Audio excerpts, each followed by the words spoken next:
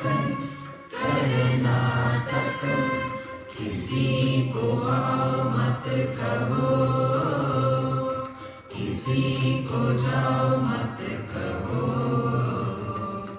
ना कुछ पाना ना कुछ खोना, Who asked you live at zero complete level, मौज में रहो, be happy।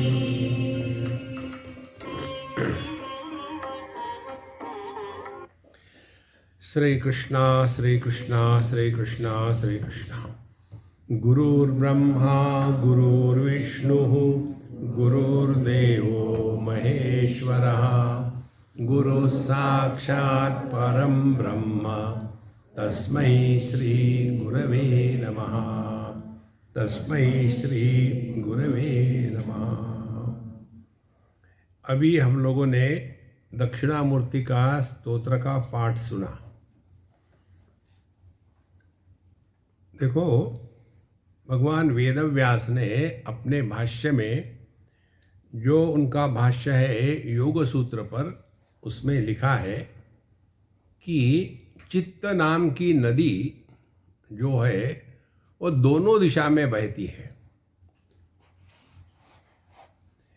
एक तो वो नदी बहती है दुनिया के तरफ, या तो नदी बहती है अपने सोर्स के तरफ। यही विचार आता है दूसरे उपनिषद में, अमृत बिंदु उपनिषद में। वहाँ कहते हैं कि मन एव मनुष्याणाम कारणम बंध मोक्षयोः, बंधाय विषयासक्तम मुक्तम निर्विषयम स्मृतम। जब हमारा मन जो है वो विषयों में भटकता है, तो यही मन हमारे बंधन का कारण बनता है। देखो, और यही मन यदि विषयों में ना भटके तो बंधाय विषयासक्तम निर्विषयम।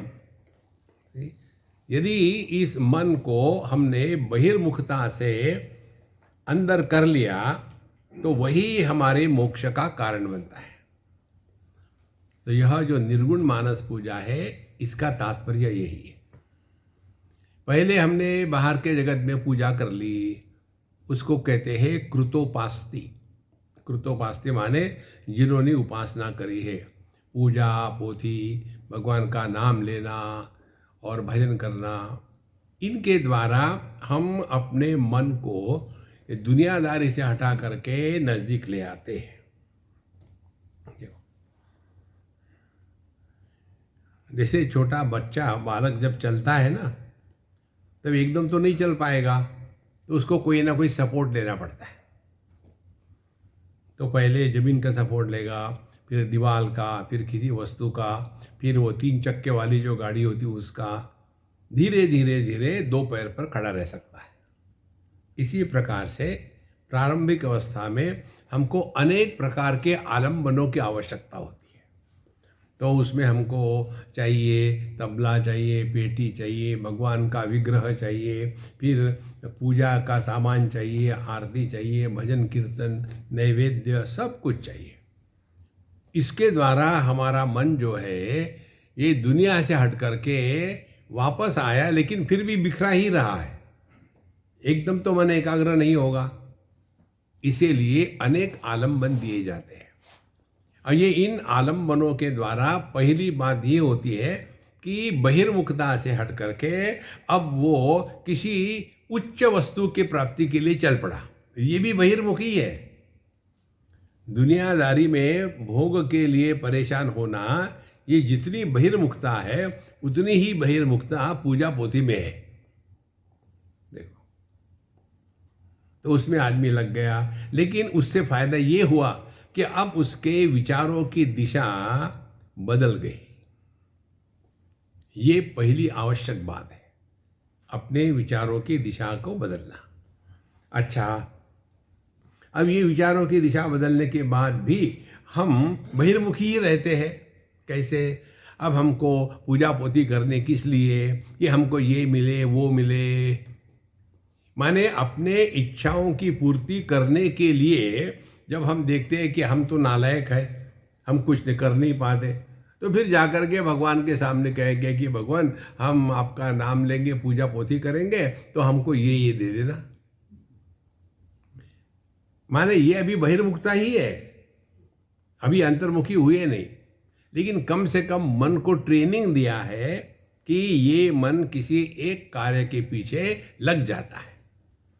और ऐसा होते होते फिर भगवान की कृपा से हमारे अंतःकरण में जगत के प्रति जो आकर्षण है वो धीरे धीरे कम होने लग जाता है।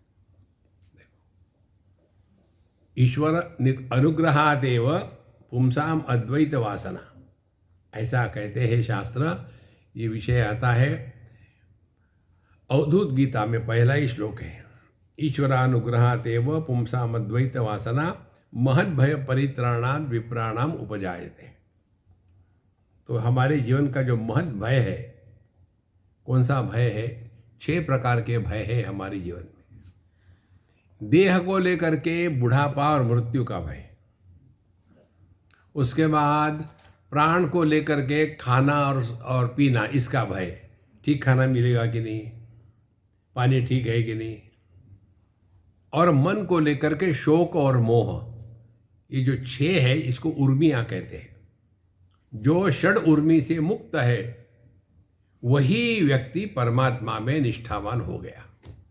जिसको देह के लेकर के परेशानी है, खाने को लेकर परेशानी है, जिसको मन को लेकर परेशानी है, तो पहले 2 परेशानी से तो भले हम उखड़ जावे, लेकिन जब तीसरी परेशानी में आती है मन में, तब हम वहाँ शोक मोह, हमेशा दुखी रहेंगे।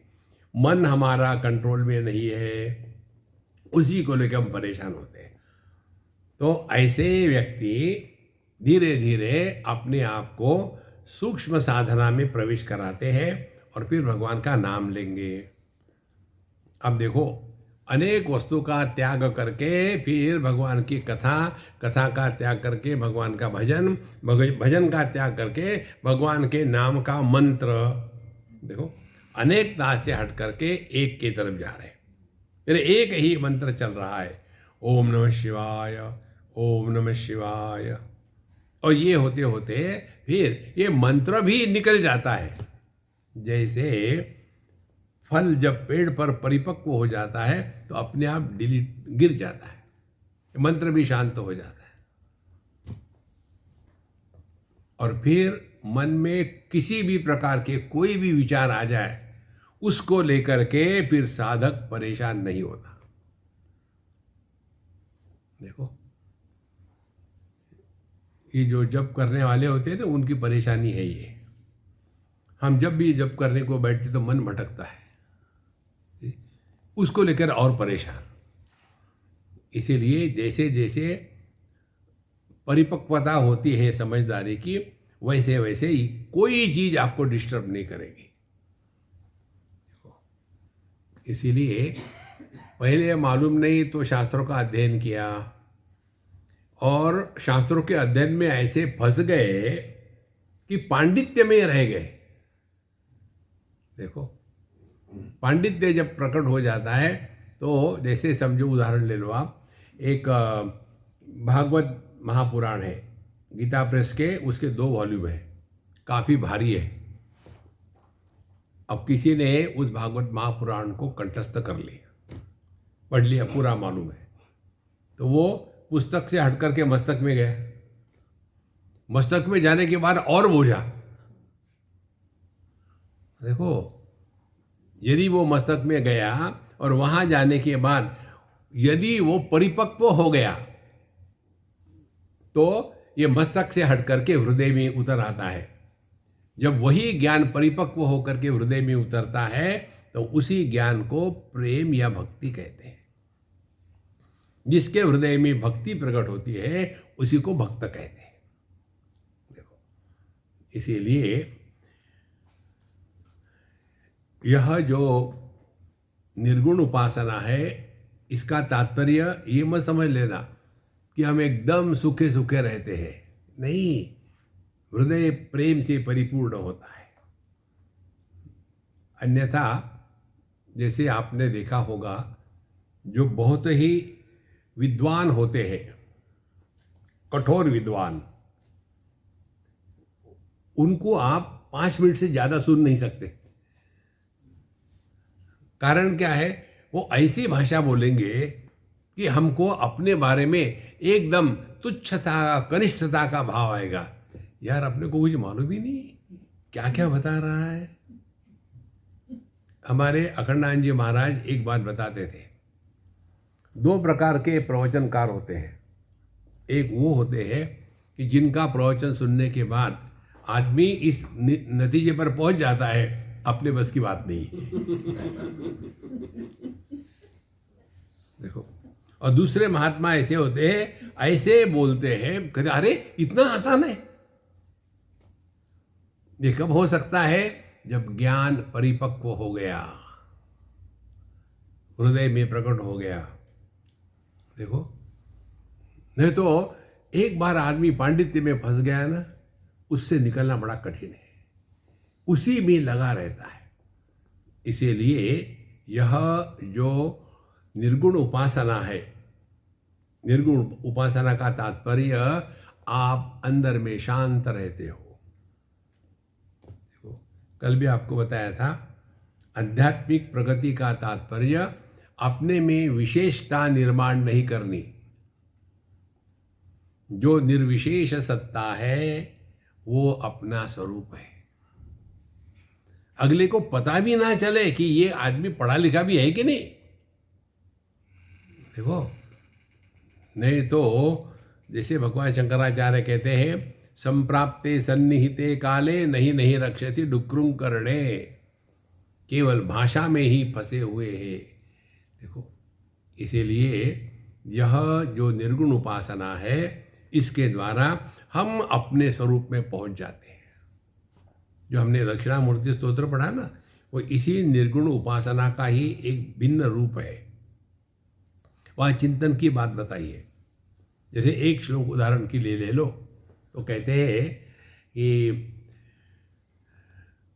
विश्वं पश्यति कार्य कारणतया स्वस्वामी संबंधतः शिष्याचार्यतया तथैव पितृपुत्राद्यात्मना भेदतः स्वप्ने जागृति वाय एष पुरुषः माया परिभ्रामितः तस्मै श्री गुरुमूर्तये नमः इदं श्री दक्षिणामूर्तये।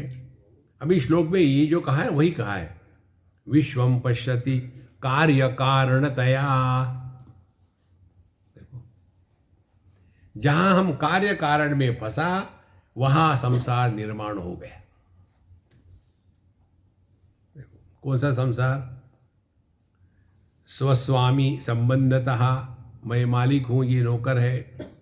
शिष्याचार्य, ये मेरा शिष्य है, मैं गुरु हूं। मैं पिता हूं, ये पुत्र है। यहीं से संसार शुरू होता है। इसीलिए हमने आपको एक बहुत सुंदर बात बताई है, ट्राई करो आप। अपने वाणी से 2 शब्दों का उच्चारण नहीं करना। एक है क्यों और दूसरा है कैसे, व्हाई एंड हाउ। अब इस पर प्रश्न पूछोगे आप, but why and then how. पूरा जीवन इसी में चला जाता है। Why God created this world? Just to trouble you. Next, देखो, कार्य कारण कहाँ है? बुद्धि में है। परमात्मा क्या है? बुद्धि का प्रकाशक है। तो ये कार्य कारण में बैठता नहीं। देखो, लेकिन हम फंसे रहते उसी में। सबसे बड़ा भयानक रोग यदि कोई है ना, तो जैसे कई लोग, आप लोग सभी संसारी हो, तो हर एक के हाथ में अंगूठियां होती है दुनिया भर की। ये राहु की, ये केतु की, ये मंगल की, ये बुध की, ये शुक्र की। अब 9 ग्रह है, तो 5 यहाँ, 4 यहाँ। अंगूठा, ठेंगा। काहे के लिए? इन ग्रहों का जो प्रभाव है वो खत्म हो जाए। अरे महाराज, एक ही ग्रह है, उसको आप त्याग दो, फिर किसी अंगूठी की जरूरत नहीं पड़ेगी। कौन सा ग्रह है? दुराग्रह। हम जबरदस्ती करते हैं हर चीज पर, हर चीज हमारे कहने के अनुसार होनी चाहिए, नहीं होगी। यही बात ये माँ बाप लोग समझते नहीं। देखो, बिल्कुल स्पष्ट समझ लो, अपने जीवन में दुराग्रह 0। उसके लिए महामंत्र बताया हमने, जो धारी रहा है सो मारी रहा है। ठीक है, जो है किसी के जीवन में फंसो मत। यदि आप अध्यात्म में रहना चाहते हो तो, यदि आपको खुजलाने में मजा आ रहा है तो खुजलाते रहो। संसार क्या है? संसार है मानसिक एक्जिमा। जब किसी को खुजली हो जाती है ना, आप देखेंगे जिसको खुजली होती है वो खुजलाता है ना, उसको दुख नहीं होता, उसको मजा आता है। दूसरे को, अरे यार बंद कर, कितना जोर से खुजला, खून निकल रहा, अच्छा खून निकल रहा। दूसरे परेशान होते हैं उसके गंदगी को देख करके, इसको तो मजा आ रहा है। देखो, ये कार्य कारण से परे चले जाओ। और ये कहाँ है? स्वप्ने जागृति वाश एष पुरुषः माया परिभ्रामितः। वो केवल जागृत के ही कार्य कारण नहीं, सपने के भी देखते हैं। स्वामी जी, मुझे ऐसा भयानक सपना आया, मैं क्या करूं? सपने की देवता के पास चले जाओ। लेकिन वो सपना तो चला गया, कल आएगा ना, दूसरा सपना आएगा, तब पूछ लेना वो कल के सपने में क्या हुआ था। कहाँ फंसे हैं महाराज। इसीलिए यह जो निर्गुण पूजा है, इसमें हमको कार्य कारण के परे चले जाना है। जैसे त्रिगुणात्मा अशेष लोकम मालिका सूत्रम अस्मि अहम इति निश्चय कृत्वा। ये जो 3 गुणों का गणित आता है ना शास्त्रों में, सत्व रजस तमस, आज तक किसी ने 3 गुणों को नहीं देखा। देखो, ये 3 गुणों को क्यों कहते हैं? यही कार्य कारण। दुनिया का यदि हमको वर्णन करना है तो दुनिया क्या है? दुनिया में 3 बातें हैं। एक है द्रव्य, ये विषय, ईंट पत्थर, लेजीनेस इत्यादि। दूसरा है क्रिया, एक्टिविटी। और तीसरा है ज्ञान। तीनों को मिलकर के ये दुनिया होती है। तो हम पूछते हैं, ये द्रव्य का, ईंट पत्थरों का क्या कारण है? हो, ये माया के तमोगुण का कार्य है। अच्छा, बहुत बढ़िया। और यहाँ इतनी जो एक्टिविटी दिखती है, लोग दौड़ा भागी करते हैं, ये किसके कारण होता है? ये माया के रजोगुण का कार्य है। अच्छा, और कोई कोई लोग ज्ञानी होते हैं, कोई कोई बेवकूफ़ होते हैं। इसका कारण क्या है? ये भगवान की जो सत्वगुण है उसका कार्य है। अब देखो, कार्य से कारण की निष्पत्ति हो गई, तो कौन कारण है और कौन कार्य है? चिंतन की बात है। एक डिजिटल लड़के को उसके पिता ने डांटा, मैंने तुमको जन्म दिया, तुम ऐसा व्यवहार करते हो। उसने कहा, पिताजी इनफ इज इनफ। क्यों? बोले, मैंने आपको जन्म दिया, आपने कहा मुझे जन्म दिया। बोले, जब तक मैं नहीं पैदा हुआ था आपको बाप किसने कहा? तो पुत्र के कारण पिता है कि पिता के कारण पुत्र है? दोनों बेवकूफी के कारण है। देखो महाराज, इसीलिए कार्य कारण में मत फंसो। यहां जो बताते हैं, त्रिगुणात्मा अशेष लोक मालिका सूत्रम अस्मि अहम। ऐसा सपना क्यों आया? मैं सक्सेसफुल क्यों नहीं हुआ? मैं फेल क्यों हो गया? मुझे लोग चाहते क्यों नहीं है? एक दिल्ली की बात है, एक लड़का मुझे मिला था एक बार, तो कहता है, स्वामी जी मुझे बताइए, मैं स्कूल कॉलेज में जाता हूँ, कोई मुझे नहीं चाहता, दो चार लड़के से बात कर रहे, मैं वहाँ जाता हूँ तो सब मुझे धुतकार दे, चाहे हट यहाँ से। ऐसा क्यों होता है? हमने कहा मैं भी जाना चाहता हूँ। देखो महाराज, हमको लोग क्यों नहीं चाहते? कड़वाहट है, प्रेम नहीं है। इस प्रेम को जागृत करो, पूर्ण विश्व आपको चाहेगा। तो त्रिगुणात्मा अशेष लोक मालिका सूत्रम अस्मि हम इति निश्चयम एवात्र ही उपवीतम परम मतम। 16वां श्लोक है। तो जो जनेऊ है ना, ये है। ये जनेऊ में 3 धागे होते हैं ना, जिनको जनेऊ उनको पता है 3 धागे होते हैं। एक धागा होता है अपने माँ बाप की सेवा करने का व्रत हमने स्वीकार कर लिया है। दूसरा धागा होता है हम जिस समाज में रहते हैं उस समाज के प्रति भी हमारा कर्तव्य है, उसको निभाने का हमने व्रत ले लिया है। और तीसरा जो धागा होता है अपने उद्धार का, इस जीवन में ही हमारे माध्यम से प्रभु प्रकट हो गए। 3 धागे। तो जितना माँ बाप के प्रति कर्तव्य है, जितना समाज के प्रति है, उतना ही हमारा कर्तव्य अपने प्रति है। तो क्या होगा कर्तव्य अपने प्रति? ये है कि हमारा ध्यान नित्य निरंतर हर एक अनुभूति के माध्यम से अपने स्वरूप के पास पहुंच जाए। कैसे होगा ये? जिस अनुभव में अनुभव करता पैदा नहीं होता वह अपना स्वरूप है। Experience without experiencer is the truth. देखो, ध्यातृ ध्याने परित्यज्य ध्येयमेवावशिष्यते। जब ध्याता और ध्यान ये दोनों त्याग दिए तो जो बचता है वो परमात्मा है।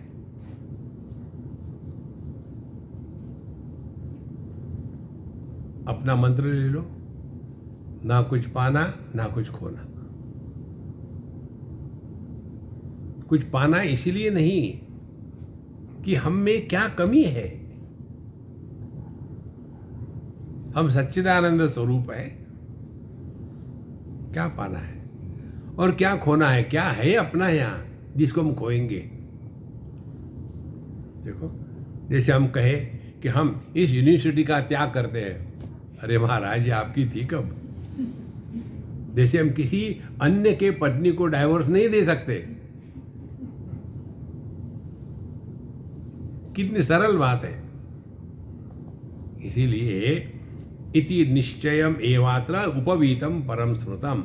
तो अपना ध्यान इस एक अखंड धागे पर बना रहे कि जागृत आया चला गया, स्वप्न आया चला गया, सुषुप्ति आई चली गई। तब जाकर के हम निर्गुण मानस पूजा कर रहे हैं। आगे कहते हैं अनेक वासना मिश्र प्रपंचोयम धृतो मया न अन्येन इति अनुसंधानम आत्मनः चंदनम भवेत्। अब हमको भगवान को चंदन लगाना है। तो क्या चंदन है? अनेक वासना मिश्र अयम प्रपंचः मया धृतः। जो अनेक प्रकार के अच्छे बुरे संस्कारों से परिप्लुत जो यह संसार है, इसको मैं ही आधार दे के धारण करके बैठा हूँ। न अन्येन। देखो, जितने सद्विचार हम उसको आधार देते हैं, उतने ही दुर्विचारों को हम ही आधार देते हैं। देखो कितनी सहज और सरल बात है। इसको केवल समझ लेना, करना कुछ नहीं है। जैसे हमने लाल रंग को देखा तो क्या आंखें लाल हो गई, हरे को देखा तो हरी हो गई, पीले को पीली हो गई। मैंने करना क्या है इसके लिए मुझे बताओ। क्या साधना करोगे? खाक, फिर मौज में रहो। हम मौज में रहते नहीं, हम मौज करते हैं। मौज करो मत, रहो। देखो, तो अनेक वासना मिश्र प्रपंचोयम धृतो मया न अन्येन। हमारे जीवन के हर एक घटना के लिए हम स्वयं जिम्मेदार हैं। दूसरे को बदनाम करने का धंधा छोड़ दो। होता क्या है, हम चाहते हैं और सोचते हैं कि हमारे दुख का कारण, उदाहरण के लिए हमारी पत्नी है, तो हमारी साधना क्या होगी? पत्नी को सुधारना। इसको कहते हैं अशक्यानुष्ठान। देखो, उसी में पूरा जीवन चला जाता है। ये बच्चे हैं, लड़का है, लड़की है, फिर उनके बच्चे हैं। कब तक इस पे फंसे रहोगे? निकल जाओ। Enough is enough. देखो, एक हमारे फ्रेंड है मुंबई में, उनका इकलौता लड़का लड़की। तो लड़के की शादी हो गई, एक बच्चा हो गया। अब ये जो दादा दादी है, ये क्योंकि दोनों लड़का और बहू दोनों काम करते हैं, तो ये बेबी सिटिंग के लिए उनके यहाँ रहने लगे मुंबई में। जब छोटा था वो बच्चा, 6 महीना 1 साल, तब तक तो ठीक था। 1-2 साल का होने के बाद उसकी ट्रिमेंडस एनर्जी, और ये बूढ़ाऊ उसके साथ मैच नहीं हो सकते। इतने परेशान हो गए। उसने अपने बच्चों लड़के को कह दिया, ए तुम्हारी पत्नी, तुम्हारा बच्चा रखो, हम जा रहे हैं। और वो वहाँ से निकल गए। उनका अपना कहीं दूसरे जगह थी, दूसरे स्थान पर, बिल्कुल अच्छा शांत जगह है, वहाँ जाके चले गए। और मुझे कहते, स्वामी जी आपने जो कहा ना, वो समझ में आ गए।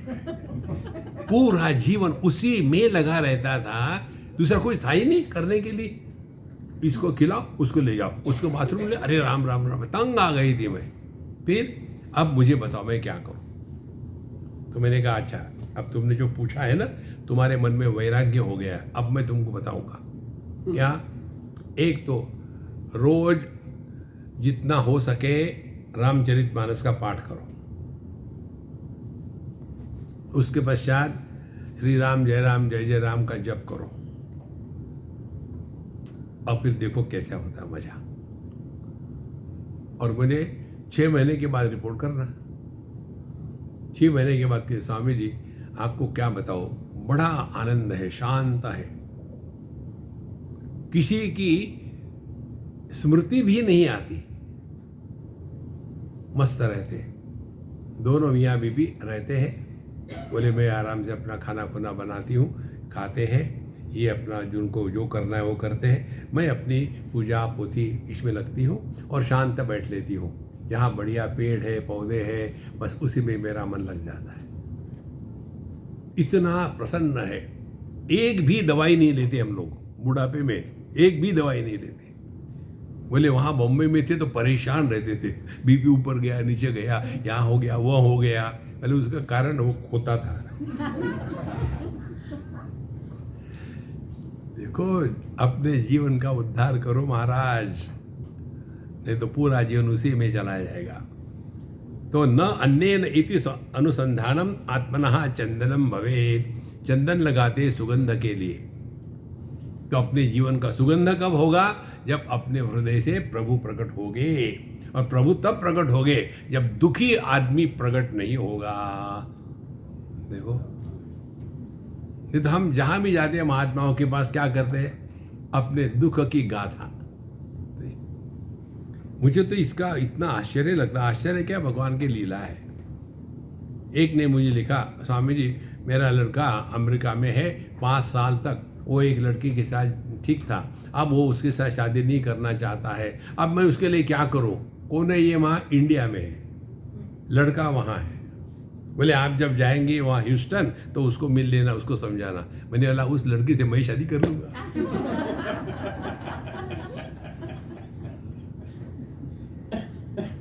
अब कब निकलोगे इसमें से? कब निकलोगे? अब वो लड़का जब 5 साल किसी लड़की के साथ घूम रहा था, तो वो कोई 2-3 साल का तो नहीं होगा ना। अब कब तक उसकी जीवन दिमाग में घुसोगे? एक सिद्धांत है, एक लाइन खींचो जिसको लक्ष्मण रेखा कहते हैं, 10 फार नॉट फर्दर। देखो, हमको एक बार पूछा था किसी ने, स्वामी जी आप बिल्कुल टाइम से शुरू करते हैं, टाइम से बंद करते हैं, 1 घंटा माने 1 घंटा, एक आध बार हो गया 2-4 मिनट बात अलग है, बाकी नॉर्मली ऐसा क्यों? हमने कहा पब्लिक मेरा मुंह बंद करे उसके पहले में उठ जाना चाहिए। देखो, किसी को ये नौबत ना आए कि महाराज जी आपको जाने का कितना देना पड़ेगा, जाओ अब यहां से। कितनी महत्व की बात है ये। इसीलिए चंदनम, जीवन का सुगंध यही है, जहां अपनी आवश्यकता नहीं वहां मत जाओ। हम जाके ठोकते हैं अपने आप को, हाँ अब हम आ गए, जाने का नाम ही नहीं। देखो, समय इतना बदल गया है, मैं बताऊं आपको। जैसे एक उदाहरण दूं आपको, हमारे जीवन में चंदन का सुगंध क्यों नहीं आता? एक हमारे फ्रेंड है, पति पत्नी दोनों काम करते हैं, पत्नी बड़े अच्छे पोजीशन पर है, सुबह चली जाती है वो 8-9 बजे, और फाइनेंस में है, टॉप पोजीशन पर है, यंग लड़की है, 30-35 की भी नहीं होगी। जब वो वापस आती है, फाइनेंस का काम बड़ा टेंशन का होता है, वो जब आती है वापस 7 बजे, 8 बजे, 9 बजे गाड़ी चला के जाती, गाड़ी चला के आती है। मुंबई की बात है। आने के बाद आदमी कितना थकता होगा। आने के बाद अभी जा करके बिस्तर पर लेटेंगे ना, यार दिन में तंग आ गए, फिर वो नौकरानी खाना बनाती है, खा के सो जाती है। उस समय कोई बूढ़ा हो सामने खड़ा हो, ससुर हो खड़े, अब वो इनकी सेवा करेगी कि जिंदा रहेगी? सी, कितनी महत्व की बात है, समझना चाहिए हमको।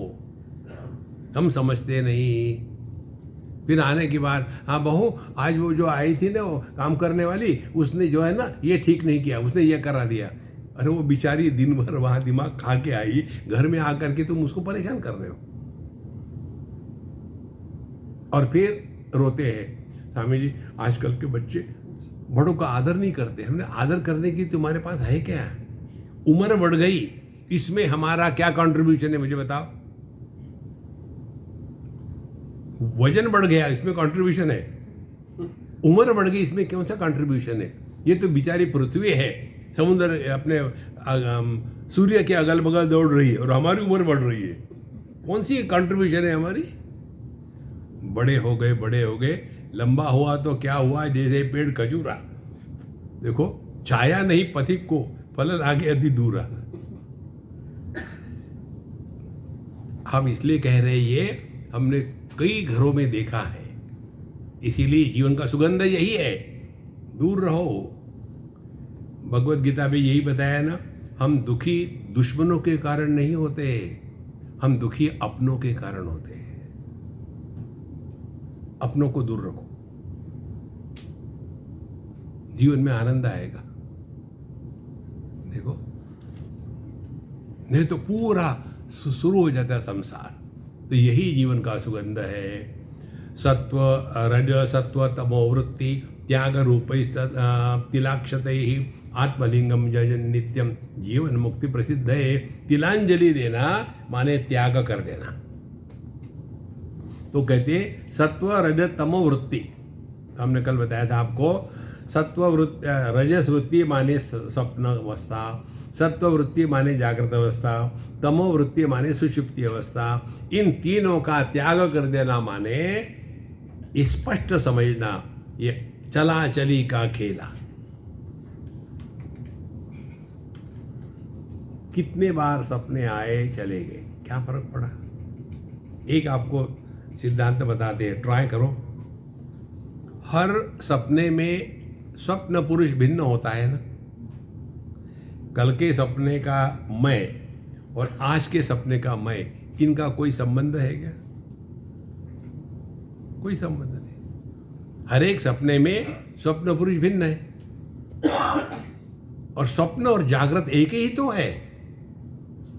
कोई भी व्यक्ति सपना, यह सपना है ऐसे नहीं देखता। सपना सपने के समय एकदम साक्षात जागृत के जैसा बिल्कुल पक्का लगता है ना। समझो आपको सपने में ऐसा सपना पड़ा कि एक शेर आपके पीछे दौड़ रहा है और आप दौड़ रहे हैं और बड़े थक गए और फिर कहीं आपका पैर टकरा गए और आप गिर गए और शेर ने आपके ऊपर झपकी मारी, तो एकदम नींद खुल जाती है ना। देखो, तो यदि उसको हम सपने के रूप में देखते तो नींद से उठते क्या? देखो, तो जैसे नींद से उठ गए, सपना गायब। महाराज, इस जागृत सपने से उठ जाओ, ये सपना गायब हो जाएगा। कैसा गायब होगा? आकाश नीला दिखेगा, चाहे आपको फिजिक्स में पीएचडी मिली हो, आकाश नीला दिखेगा।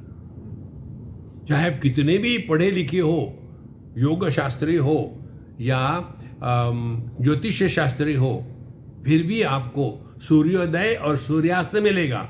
सूर्योदय सूर्यास्त नहीं होता, ये तो पृथ्वी की गति है, सूर्य पर अध्यारोपित हो रही है। माने किसी वस्तु को देखना, अनुभव आना, इसका तात्पर्य ये नहीं कि वो सत्य है।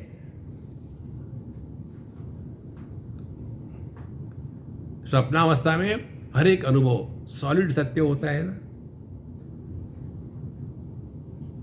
तो यदि हमने हर सपने का स्वप्न पुरुष अलग है, ये सिद्धांतों को स्वीकार किया है, तो इसी सिद्धांत को लेकर के हर जागृत अनुभूति का जागृत पुरुष भिन्न होता है।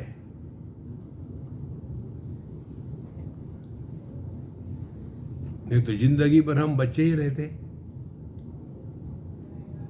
बड़े हो गए ना, हमारी वैल्यूज बदल गई, हमारा अप्रोच बदल गया, हमारे लाइकिंग डिसलाइकिंग बदल गए। हम वही है क्या?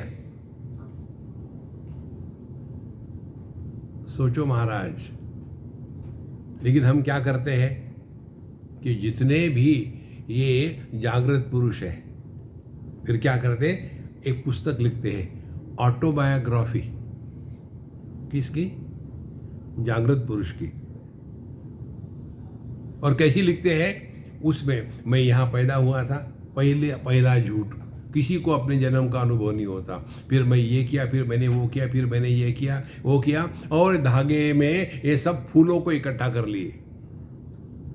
और यदि उम्र बड़ी हो तो ज़्यादा फूल होंगे और बहुत बड़ी माला होगी और बहुत बड़ा अहंकार होगा। आजकल के बच्चे बड़ों को आदर नहीं देते। जितना आदमी इजीली दुखी होता है, उतना उसका अहंकार तगड़ा होता है। देखो, कम दुखी है, कम अहंकार, दुख है ही नहीं तो ब्रह्मानंद। देखो संतो, ये यहां कहते हैं सत्व रज तम वृत्ति त्याग रूप ही तिलक्षते ही। बहुत हो गया है दुनिया के बारे में विचार करना, ऐसे है वैसे है। एक बार हमको किसी ने पूछा, स्वामी जी आपको ये पॉलिटिक्स के बारे में कुछ हम पूछना चाहते। हमने कहा कि रॉन्ग नंबर। लेकिन यदि आप लोग हमारे धर्म की रक्षा करने के लिए, हमने कहा कि देखो आपको क्या करना है आप करो, मैंने कभी आपको रोका के आपको नहीं, आप मुझे क्यों रोकते हो? आप अपना काम करो, मैं अपना काम कर रहा हूं। कितनी महत्व की बात है। हमको नजर आता है युद्ध के मैदान में हाथ में बंदूक लिया हुआ जो सिपाही है वो नजर आता है, उसके पीछे जो सपोर्ट लाइन होती है उसको कोई देखता तक नहीं है। वो भी तो आवश्यक है ना।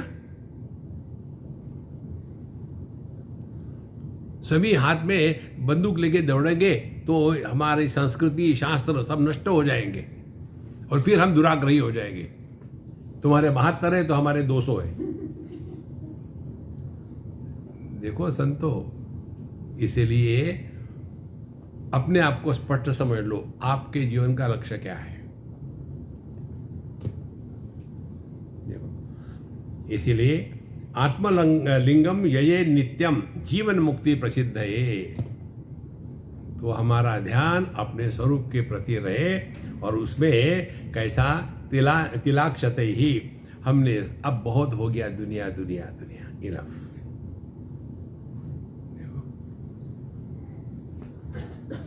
ये जो थे पांडिचेरी के बाबा जी, क्या नाम है उनका, अरविंद घोष,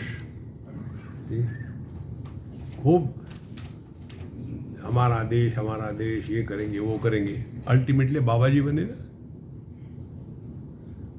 देखो, जीवन का लक्ष्य केवल अध्यात्म ही सत्य हो सकता है। इसीलिए यही जीवन का सौंदर्य है। ईश्वरो गुरुरात्मेति भेदत्रय विवर्जितैहि बिल्वपत्रैहि अद्वितीयैहि आत्मलिंगम यजेत शिवम। शिव जी को वो बेलपत्ती चढ़ाते हैं ना, 3 पत्ते वाली, तो कौन है वो 3 पत्ते? ईश्वर, गुरु, आत्मा, भेदत्रय विवर्जितैहि। देखो, इन तीनों को अलग करने का हमने आपको एक टेक्निक बताया था। यदि हम अपने हर एक अनुभूति से सीखना यह आध्यात्मिक साधना है, ये स्वीकार करें तो क्या होगा? तो गुरु महाराज बाहर नहीं है, हृदय में है। कोई किसी को कुछ पढ़ा नहीं सकता, हमको सीखना पड़ता है। देखो, कोई किसी को नहीं पढ़ा सकता। एक बार की बात है, शायद हमने आपको बताया होगा। हम कहीं थे, हमारे मित्र, उनका घर बड़ा अच्छा था, घर में ही बहुत बड़ा अच्छा स्विमिंग पूल था। तो हम, वो, उनकी पत्नी और उनका 4 साल का बच्चा, 4-5 साल का होगा लड़का। तो उस बच्चे ने मुझे पूछा, स्वामी जी हम स्विमिंग करेंगे? करो, चलो। तो हम गए, उसके साथ स्विम कर रहे थे। फिर उसने अपने मम्मी को कहा, मम्मी तुम भी आ जाओ ना। बोले ठीक है, वो भी आ गई। हमने कहा पापा को बुलाओ ना। तो दोनों, पत्नी और बेटा, हंसने लगे। क्यों हंस रहे? पापा को नहीं आता। फिर मैंने, क्यों यार, तुमने क्यों नहीं सीखा? बोले स्वामी जी मैंने सब ट्राई किया। इस बच्चे को मैं यहाँ ले जाता था स्विमिंग सिखाने के लिए, 5 साल का बच्चा सीख गया, मैं अभी तक नहीं सीख गया, आता ही नहीं, मुझे पता नहीं क्या करना है। You can not teach anything to anybody. देखो, हमको कहना ही चाहिए कृष्णम वंदे जगत गुरुम। यदि भगवान कृष्ण जगत गुरु होते तो दुर्योधन, दुशासन, धृतराष्ट्र क्यों नहीं सिखा सके? तो गुरु क्या है? हमारी सीखने की क्षमता और इच्छा।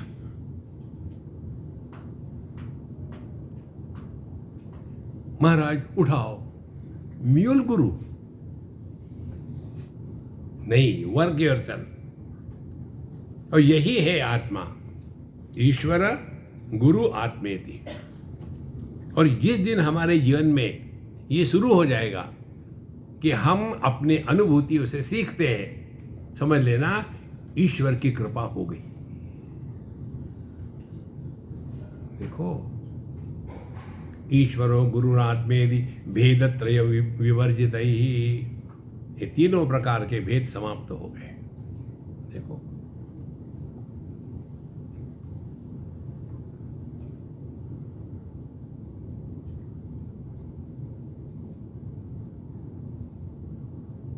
भेद रहित अनुभूति, यही जीवन मुक्ति है।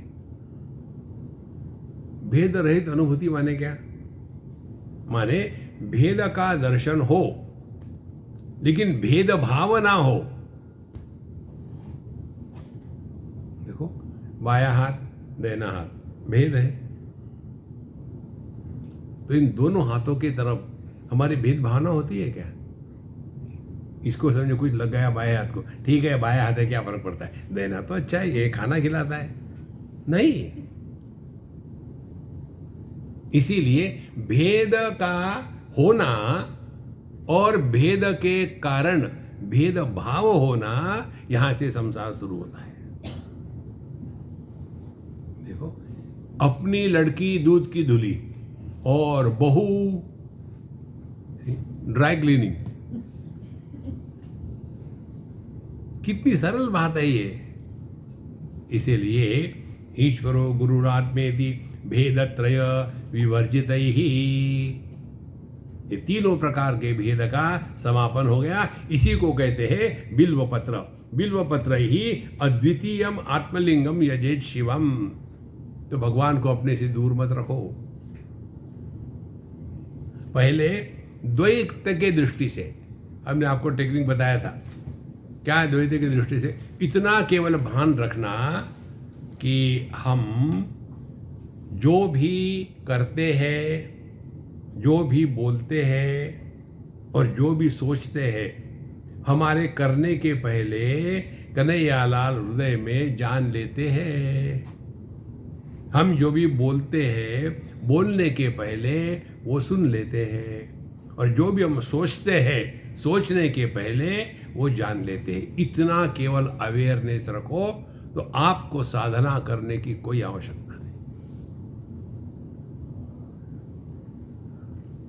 देखो, अब जैसे हम सब लोग यहां बैठे अवेयर हैं, तो बीच में खड़ा होकर के कोई नाचने लगेगा क्या? नहीं। और छोटा बालक होगा तो वो करेगा, because he is not aware कि मैं कहाँ हूं, क्या चल रहा है, वो करेगा। हम बड़े लोग नहीं करेंगे, I hope, because we are aware. तो इसी को कहते हैं ईश्वरो गुरुर आत्मेति भेदत्रय विवर्जित ही बिल्वपत्र ही अद्वितीय ही आत्मलिंगम यजे शिवम। तो जो निर्गुण मानस पूजा है वो यही है कि हम इस द्वैत के दुर्गंध को जीवन से हटा दें। माने क्या? जगत में व्यवहार के समय व्यवहार ही करना है। देखो, ऐसा नहीं कि पता नहीं जब से मुझे ब्रह्म ज्ञान हो गया मैं बड़ा परेशान हूँ। क्या हो गया? जब निकल जाता हूँ दीवार से टकरा जाता हूँ, क्योंकि भेद समझ में नहीं आता कि दीवार कहाँ है और दरवाजा कहाँ है। देखो, ये रियलाइजेशन के दुख है। ऐसे नहीं होता। देखो संतो, मनुष्य अधर इसमें इतना फंस जाता है उल्टी सीधी विचार करके। दूसरी एक महत्व की बात, आप देखेंगे कितने बड़े बड़े महात्मा, हमारे भगवान रमण महर्षि ले लो, अब उनको कैंसर हो गया था तब, लेकिन वो इतने रियलाइज थे, उनको कैंसर कैसे हो गया? इससे बड़ा मूर्ख प्रश्न और कुछ नहीं हो सकता।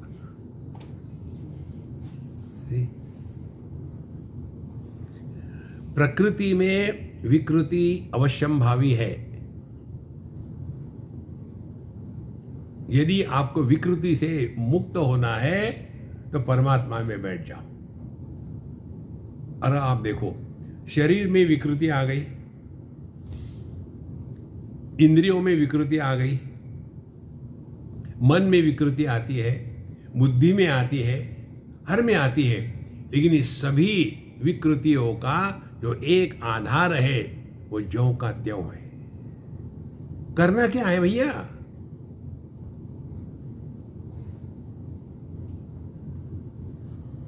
इसलिए अद्वितीय आत्मलिंगम यजेत शिवम। अब यहां आपको दूसरा एक महत्व का विचार देते हैं।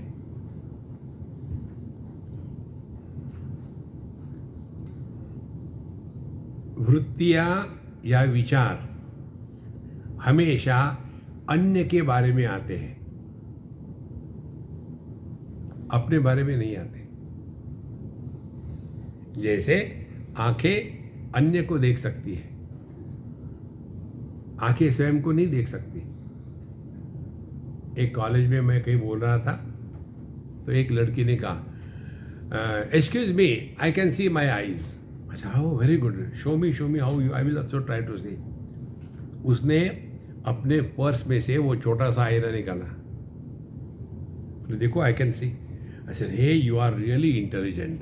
अब ऐसा करो, ये जो काजल है ना, ये काजल जिस आंख को देख रही हो उसमें लगाओ।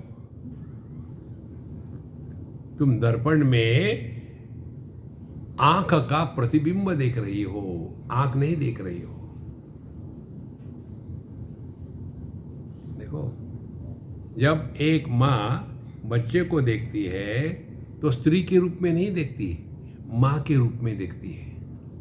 तो बच्चे के दर्पण में जब स्त्री देखती है तो वहां माँ दिखती है, माँ स्त्री नहीं होती। स्त्री ही माँ बनी है, सास बनी है, बहन बनी है, वही सब कुछ बनी है। दुखी कौन होता है? ये माँ। कहाँ है ये? कहीं नहीं है। चिंतन करो संतो। इसीलिए अद्वितीय का तात्पर्य हो गया जहां किसी प्रकार के विचारों की संभावना ही नहीं है।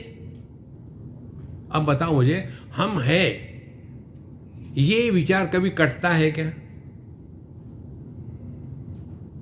और हम है ये हम किससे जानते हैं? इंद्रियों से जानते हैं। आप वहां है क्या? मैं जरा सूंघ के देखता हूं, आई थिंक मैं नहीं हूं यहां। देखो, आप यहां है क्या? मैं जरा टटोल के देखता हूं, नहीं। अपने होने में किसी भी प्रमाण की अपेक्षा नहीं होती। यह जो प्रमाण निरपेक्ष अनुभूति है, यही अपना स्वरूप है। हमको कुछ सिद्ध नहीं करना है। इसी प्रकार से बिल्वपत्र ही अद्वितीय ही आत्मलिंगम यजे शिवम। इस अद्वैत के निष्ठा में पक्के हो जाओ। समस्त वासना त्यागम धूपम तस्य विचिंतयेत ज्योतिर्मयात्मविज्ञानम दीपम संदर्शयेत बुधा। अब भगवान के सामने हमको धूप जलानी है, तो क्या कहते हैं? समस्त वासना त्यागम धूपम तस्य विचिंतयेत। धूप जो होती है ना, उससे धुआं निकलता है, प्रकाश नहीं निकलता, धुआं निकलता है। इसी प्रकार से हमारे जीवन में जो भी अभिव्यक्ति है वो वासना का ही धुआं है। काम, क्रोध, लोभ, मोह, मद, मात्सर्य, ये हमारे विचारों का धुआं निकल रहा है।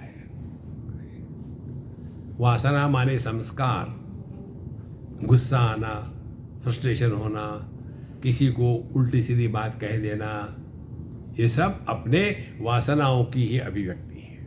तो कहते हैं समस्त वासना त्यागम। इसकी सुगंध की धूप की सुगंध आने दो। देखो, समस्त वासना त्यागम का तात्पर्य क्या है? बिल्कुल सिंपल, अपना महामंत्र पकड़ लो, जो थारी रहा है सो मारी रहा है। अपना कुछ है ही नहीं।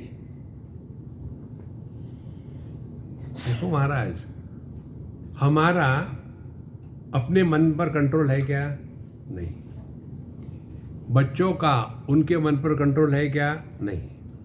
तो हम जिसका अपने मन पर कंट्रोल नहीं, कंट्रोल करना चाहते हैं उन बच्चों को जिनका उनके मन पर कंट्रोल नहीं। देखो, एक बार नदी में बाढ़ आई थी और एक आदमी बह के जा रहा था। दूसरे कहते, अरे यार बचाओ बचाओ बचाओ बचाओ बचाओ। तो कोई उतर ही नहीं रहा था। तो एक ज़्यादा ही ज्ञानी था, बोले क्यों नहीं उतरते आप लोग? बोले हमको नहीं आता तैरना। मुझे भी नहीं आता, लेकिन मैं उतरूंगा। वो उतरा, उसको मरने के लिए कंपनी दी। पहले अपने आप को संभालो। दुनिया का भला करने के चक्कर में अपना सत्यानाश मत कर लो। देखो, इसीलिए समस्त वासना त्यागम धूपम तस्य विचिंतयेत। ये दो बातों को स्पष्ट ध्यान में रखना। किसी को भी खुश करने का प्रयत्न कभी मत करो। हर एक को दुखी होने का अधिकार है। बहुत महत्व की बात है ये। और हमको यदि समझना है तो ये समझ लेना, जो आदमी जितना ज्यादा दुखी होता है उतना ज्यादा अटेंशन सीख कर रहा है। समझो मैं यहां से फटफट चला जाऊं तो पूछेंगे नहीं आप। यदि यहाँ उतरते समय मैं नाटक करूं, मैं गिर गया, अरे राम, सबके सब उठा आएंगे, चलो राम नाम सत्य है। देखो, जहां हमको अटेंशन सीख करना है वहां मैं है, यही वासना है।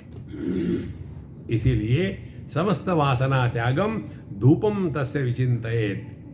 तो धूप से सुगंध आती है ना, तो जिस व्यक्ति के अंतःकरण में वासना का अभाव हो गया है उसी के जीवन में सुगंध आती है। और जीवन की सुगंध है निरागस प्रेम, किसी से कोई अपेक्षा नहीं, किसी पर अपने विचारों को लादना नहीं। देखो, एक बार की बात है, दक्षिण की है शायद, लड़का दक्षिणी कर्नाटक वाला और लड़की दिल्ली की। अब दोनों का प्यार हो गया, दोनों पढ़ रहे थे दूसरे देश में, तो दोनों ने निश्चय कर लिया शादी कर लेंगे। अब ये जो लड़के की माँ थी बोले, तू ये यूपी की लड़की से शादी करते हो, तुम ब्राह्मण हो, वो वैश्य है, कैसे होगा, नहीं हो सकती शादी। यदि तुम उससे शादी करोगे तो तुमको मेरे शव पर, मृतदेह पर लांग के जाना पड़ेगा। लड़का भी मस्त था। फिर मम्मी, तब तक मैं बूढ़ा हो जाऊंगा, तुम तो जल्दी मरोगी नहीं।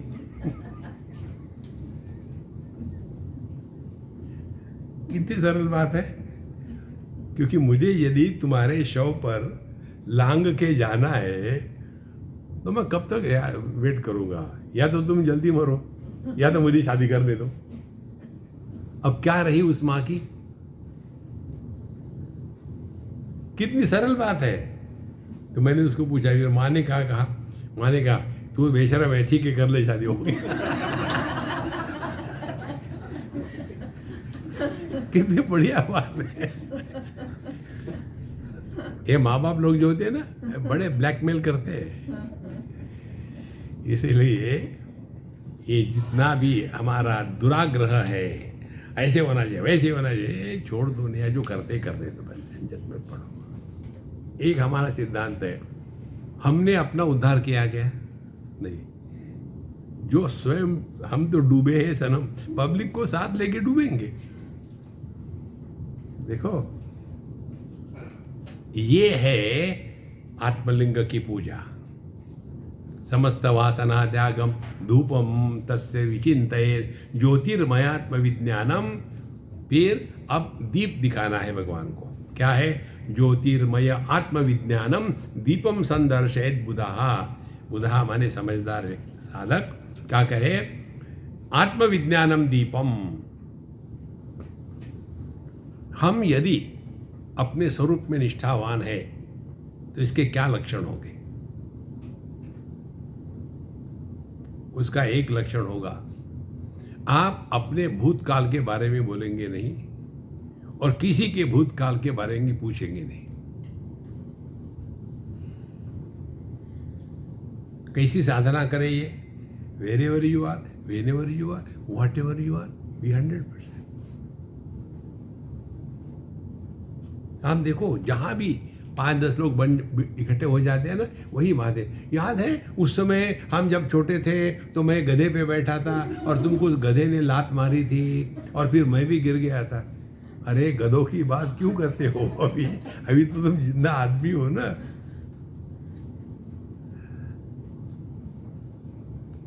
इसको बिल्कुल सिंसियरली समझ लेना। यदि आपने, अच्छा मैं आपको मंत्र देता हूं, ठीक है? उस मंत्र का जीवन में उतारो उसको। अपना दाहिना हाथ अपने हृदय पर रखो, दूसरे के नहीं। देख रहा हूँ सबका दाहिना हाथ है कि ये बाया रख रही थी। नहीं नहीं, ये रख रही थी बाया हाथ। हाँ अच्छा, अब मेरे बात कहो, मैं 3 बार कहूँगा और फिर मैं उसका अर्थ बताऊँगा आपको। 14 अक्टूबर 2023, 14 अक्टूबर 2023, 14 अक्टूबर 2023। अब आपकी मंत्र दीक्षा हो गए। अब इसका अर्थ आपको बताता हूँ। अब हाथ नीचे करो, दिमाग ऊपर करो। इस तारीख के पहले जो भी कुछ हुआ आपके जीवन में, उसको आप बोलो मत। अब बोल के दिखाओ। स्वामी जी, पिछले बार जब आप दिल्ली में आए थे, चुप।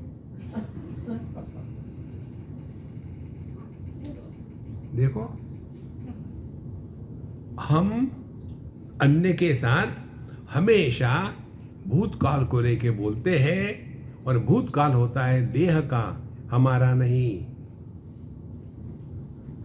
तो जब हम भूतकाल की बातें करते रहते हैं, तो इसका तात्पर्य हमारा देहात्म भाव समाप्त नहीं हुआ।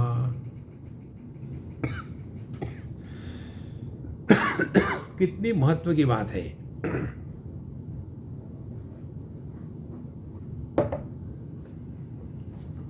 देहात्म भाव यही पहला दुश्मन है साधक के जीवन का।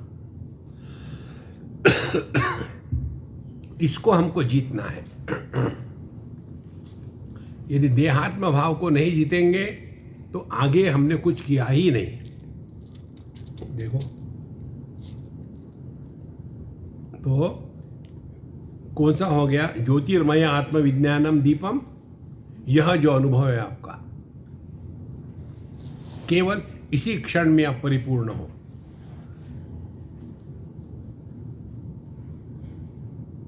जिसको भूतकाल परेशान नहीं करता, उसको भविष्य की चिंता कभी नहीं हो सकती। दोनों एक दूसरे पर अवलंबित है। देखो,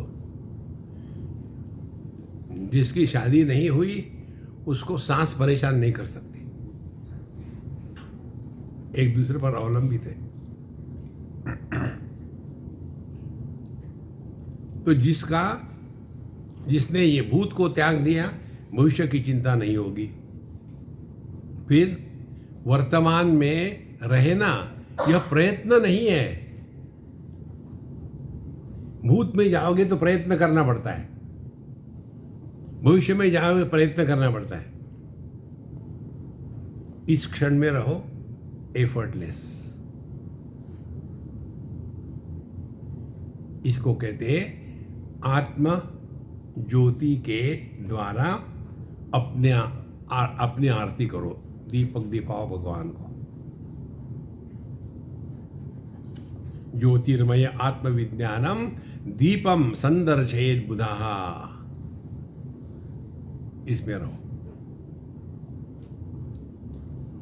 एक संप्रदाय है, आपको पता होगा। 2-4 मिनट लूं क्या और ज्यादा चलेगा? तो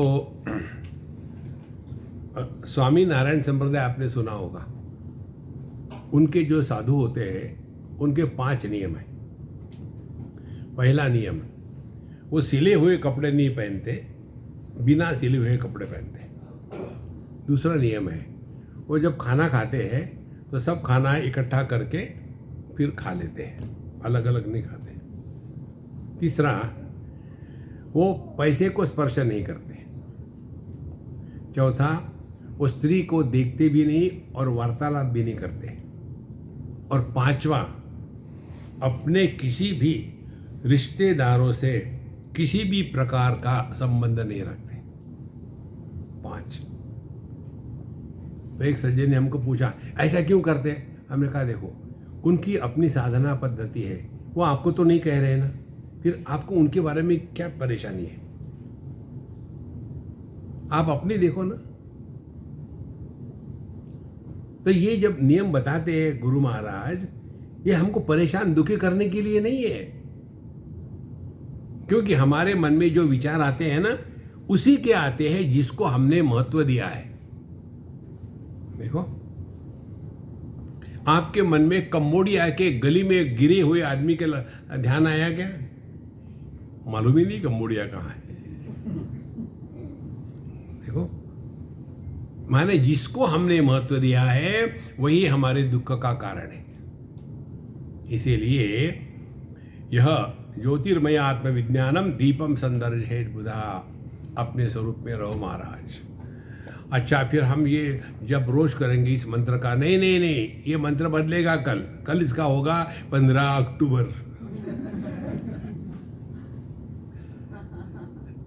रोज फ्रेश मंत्र, ऐसे नहीं कि वही फ्रिज में से निकाला खिलाया, रोज ताजा मंत्र। ट्राई करके देखो, जीवन में आनंद रहेगा। ओम पूर्णमदः पूर्णमिदं पूर्णात् पूर्णमुदच्यते पूर्णस्य पूर्णमादाय पूर्णमेवावशिष्यते। ओम शांति शांति शांति। हरि ओम। श्री गुरुभ्यो नमः। हरि ओम।